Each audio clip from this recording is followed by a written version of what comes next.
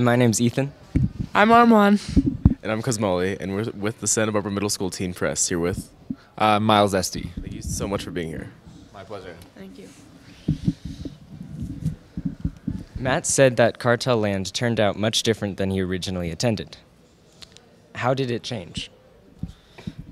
I don't think it changed in the sense that we already had a direction for it. It was more so that we had heard about what was going on, and like any story, have preconceived notions about what that might bring.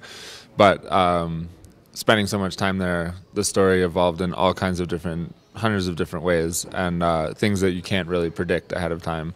And I think that's what he's referring to, is that it brought all these connections together that we couldn't have foreseen and probably couldn't have even dreamed of. So it was a great sort of mix of all different story points coming together.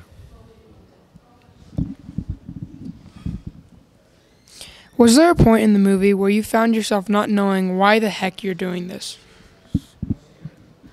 No particular point. I mean, there's certainly moments of, there's certainly tense moments and moments of really long days and being tired, but that's all part of making documentaries, and in the end it's enjoyable. There's certainly moments that are difficult, and maybe you want to take a quick break or what have you, but no, I mean, the story was so great, and the team and Matt, the director, everyone was so focused on the story, and it was just a really motivating team to be part of, and a really motivating story to follow. So there wasn't too many moments where I wasn't wishing I was there.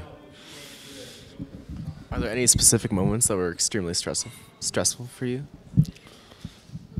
I mean, there's a lot of, like I mentioned, the filming in general was quite intense, so there was a lot of stress. And it was an ever-changing situation. There was lots of moving parts. There were people, and we were monitoring sort of a whole area and trying to always be where the action was. So sometimes it was quite stressful trying to manage that and trying to be in the right place and working really hard to be in the right place. And sometimes it was stressful from a security point of view, just trying to be safe about what we were doing. So trying to mix the planning of a good story with being safe and trying to do everything on time and get everything done in an efficient way, and never being sitting around for no reason kind of thing. So, always stressful in the sense of wanting to do the best job possible.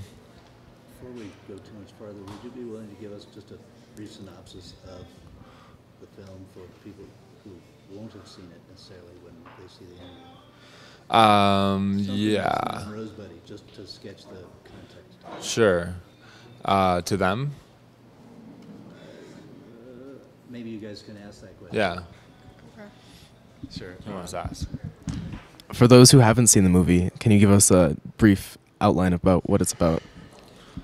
So Cartel Land, without giving too much away about it, is a story of vigilante groups on both sides of the border, and it is looking at when it is okay for citizens to take the law into their own hands. And it follows the story mainly of two men, one in Mexico, one in the U.S., who are fighting back against what they perceive as dangers and risks, largely caused by a breakdown in order from drug cartels and the government.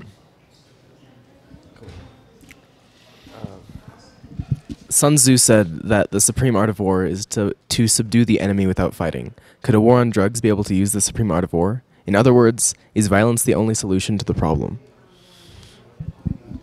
I certainly don't think violence is the solution to all problems. I think there are cases when it has to be used. Perhaps in the case of the drug war, it's a very complicated issue with a lot of different factors, and I definitely don't think that violence is what is going to solve the drug war.